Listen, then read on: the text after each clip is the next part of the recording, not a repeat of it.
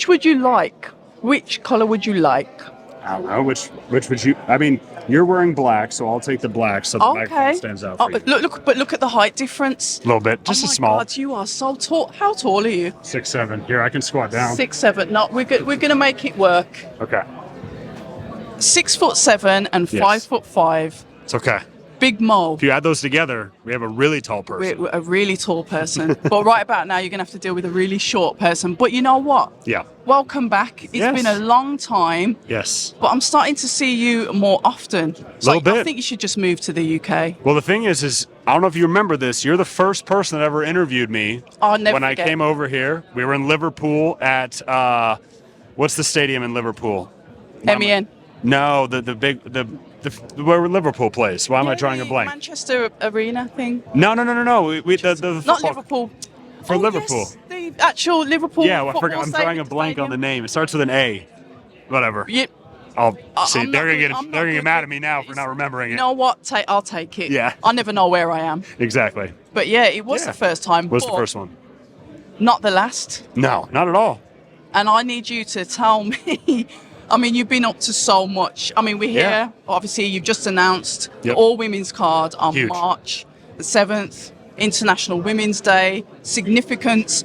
But before we get to that, let's talk about Big Mo, because you've been doing some big things. Big Mo has been doing some big things. Yeah, I think so. I think I'm very grateful with how my career has progressed.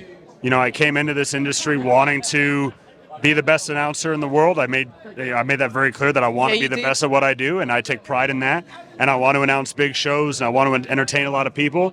And in 2024, I think I really got a chance to do that. I got to announce the biggest fight ever, so that was pretty cool. So yeah, I'm just very grateful to be doing what I'm doing. I'm happy to be back. I love spending time here in London, so everything is good. Can't complain.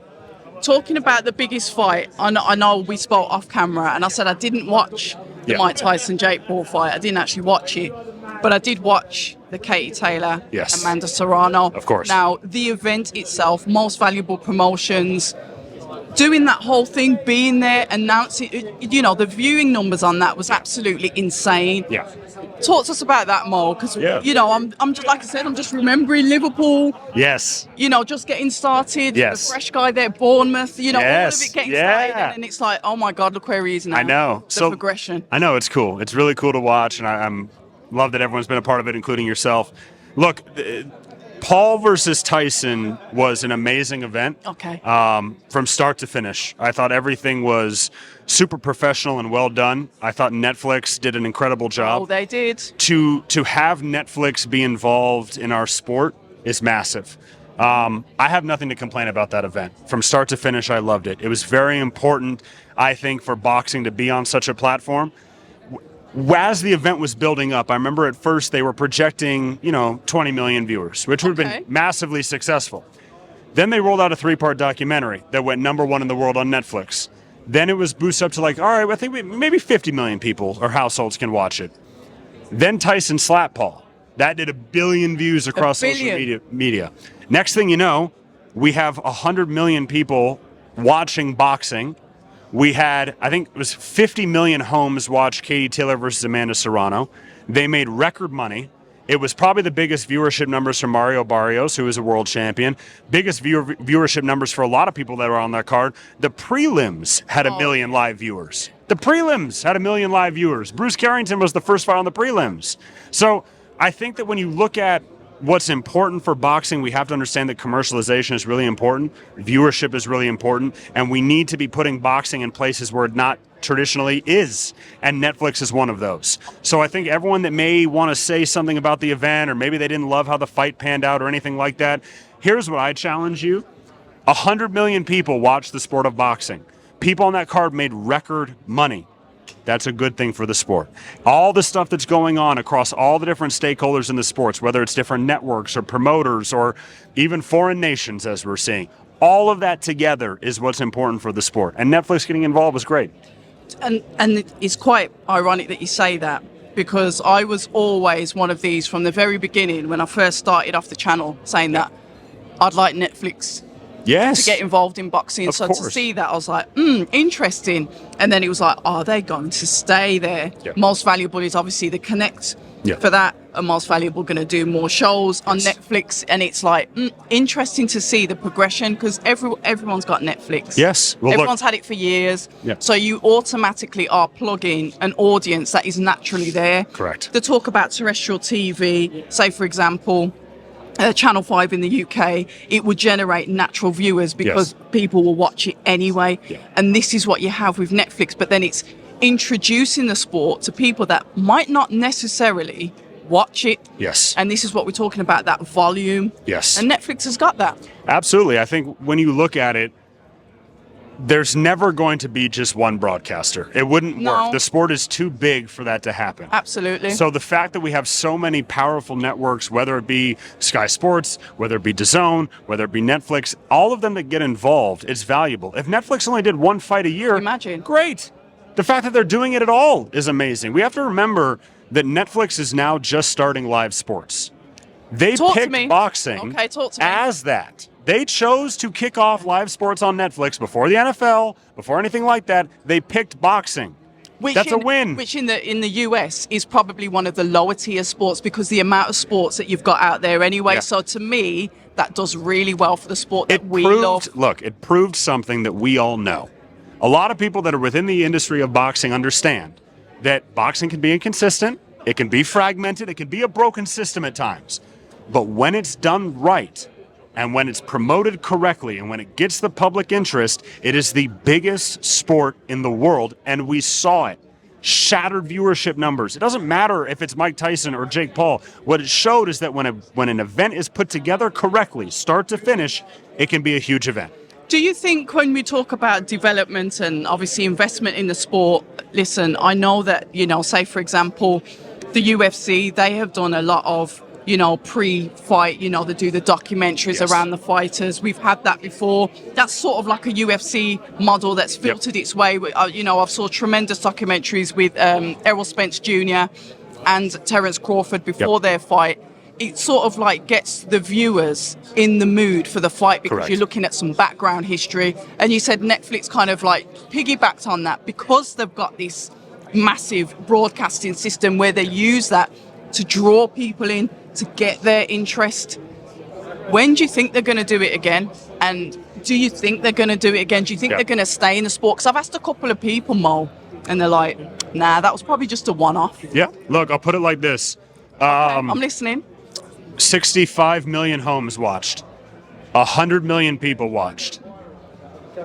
I would be very surprised if Netflix goes, you know what, we're never going to do that again. I'd be surprised. We knocked it out of the park. Our very first live sports event we ever did broke and shattered records and probably will only be topped by the Super Bowl this year, but we're not going to do it again. No, I think that they were going to do it again. But it needs to be a big enough fight, both within the sport but also pop culturally, to where it can get everybody interested and everybody around it. So the thing is boxing to someone that may not be in the industry, so people not like us, right? It can be intimidating because there's so much going on. You have 30 different weight divisions. You have 4 belts in every division. You have 8 promoters. You have 4 networks. It's a lot to digest. So storytelling is really important in the sport. Storytelling is important. And Netflix, when you think about it, they love storytelling, produce movies and TV shows. They are storytellers. And what I also like about it, I know this is not a Netflix promo because we are at a Sky show, but you're the one that's like been there, so I feel like I can ask you these questions. Yeah, of course. Netflix is very viewer based. Yes. Now they'll throw out, say, a 4-episode drama. Right. That somebody's pitched, somebody's won, they've got funding. Yeah. Then they'll leave it up to the viewers. They'll watch the viewer demands and they're like, oh, we need a season 2. That was a cliffhanger ending. And then it's like, okay, we're going to run with it again. Yes. So I'm hoping that they do this with boxing. Yes. I don't know how they'd work with the different promotional companies, but like I said, if Most Valuable are putting on shows again, I think it'd be a no-brainer for them not to use them again. Look, I think when you look at the sport, I won't even take the main event. Katie Taylor versus Amanda Serrano. Beautiful fight. Got watched by 50 million homes. I hope you're on commission for this. It is what it is. I work in the industry. One way or another, we're all on commission from it. But that's the whole point, is we all benefit from things like that happening. So I want to see it again. I hope every network gets into boxing. I would love that for everyone that's in the industry. It adds competition. When you bring in new players, yes, it increases competition. This is basic just business, okay? If we only had Sky Sports broadcast boxing, there would be less push to innovate, be creative, because they run everything. We go. You don't want to monopolize the sport. It's very dangerous when you monopolize an industry because it reduces competition Correct. for the consumer. So I hope Netflix stays involved. I hope ESPN stays involved. I hope Disney gets involved. I hope Amazon stays involved. I hope everyone gets involved because we all benefit from it. And most importantly, the fighters benefit from it. And it was proven with Taylor Serrano. I think you've hit the nail on the head there.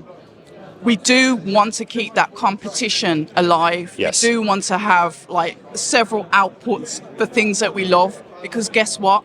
If there's competition, there's proactivity. Correct. And it will force whoever to be more innovative. We've got to think of something. We've got to try and grab more of an audience. We've got to try and pull an audience from over there. Yes. And it makes you work harder. But if there's, like you said, if everything becomes centralized, it becomes boring. Correct. And it loses its magic because people then get complacent. Yes. And we don't need complacency in such a volatile, such an exciting sport. Yes.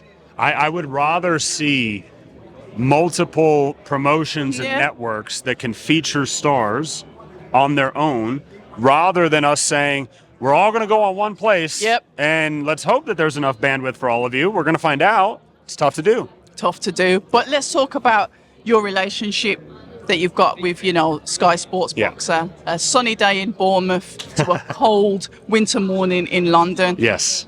The progression and the doors that it's opened for you, Mo, because you've been able to get around the place. You've always been ambitious. You've always said what you wanted to do. And we're now starting to see that, because they could have chose anybody to announce that. You've got the veterans in the sport. There's plenty. There are announcers out there. For sure. But they found you, Yeah. said, you know what? We'll take him. Look, and that's all I ever wanted was an opportunity. I started out on the regional scene, announcing in front of like 100 people. I was in a different place. Big. Yes. And then for all of the opportunities to come, and then ultimately I think the big turning point is when Sky and Boxer trusted me with the first all-women show, which was Shields Marshall. Yeah. So I got to announce an undisputed world title in a sold-out crowd at the O2 when I was 26. Full circle. So the fact that I've been able to stay, the fact that I've been able to build in this industry, the fact that promoters and shows and networks have given me opportunities, I'm just really thankful. I like announcing. It's kind of an interesting job on paper. You don't meet a lot of people that do it, but I like entertaining people. That's why, being able to do Netflix was cool, is because I had friends and family that never saw what I did this brilliant. is what you do. Brilliant. And so I was really fortunate that everyone got to see boxing at the top. They got to see what it's really like when it's really done well and 70,000 people are there and all that stuff. So I'm just honored to be a part of it. I get to meet cool people like yourself and work with great athletes. I've been in sports my whole life, and it's just cool to see where it's going. And the fact that I've gotten to do as much as I have, as quickly as I have, makes me really excited for however it's going to develop next. And that is going to be my final question. The horizon is out there. It's Big Mo's world. What's happening? I can't even nail it down to 2025. Well, because if we look out in this sphere of what could happen, I see different routes. I want to announce boxing forever. I want to keep doing this forever, but I would love to see where my career can transition. Hall of Famer announcer? Is that something that is on your bucket list? Absolutely. Look, I've said it, and I'm a competitive guy. I want to be the best at what I do. And whether that's announcing boxing or MMA or bare knuckle, I do all sports, any audience, any country, Weddings, any location. funerals. Yeah, exactly. I've gotten offered to announce some very weird things. I'm not even going to lie to you. You would be surprised what I've been asked to announce before. I'll let the viewers percolate and think about what that could be. Yeah, what could that be? I'll let the viewers in the comments. Look, I like entertainment, acting, hosting TV, hosting game shows. Who knows? I don't know. I just like entertaining people. It's fun. It gives me a sense of euphoria. Well, I'm happy to see the progression. I always like to see progression. It's been an absolute pleasure. Thank you. I'm glad I met you. Yes. I'm glad you've come back on again. Yes. And who knows? Absolutely. Who knows? I might see you at Elon Musk's headquarters announcing a new spaceship that they're sending off to. Who knows? You never know.